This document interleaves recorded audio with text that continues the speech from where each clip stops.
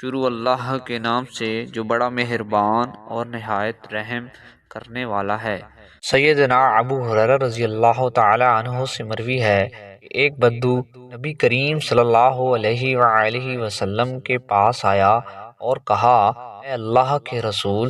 آپ میرے لیے ایسے عمل کی نشاندہی کر دیں کہ اگر میں وہ عمل کروں تو جنت میں داخل ہو جاؤں۔ آپ صلی اللہ علیہ وآلہ وسلم نے فرمایا، تم اللہ تعالی کی عبادت کرو، اس کے ساتھ کسی کو شریک نہ ٹھہراؤ، فرضی نماز قائم کرو، فرضی زکوٰۃ ادا کرو اور رمضان کے روزے رکھو۔ اس نے کہا، اس ذات کی قسم جس کے ہاتھ میں محمد صلی اللہ علیہ وآلہ وسلم کی جان ہے،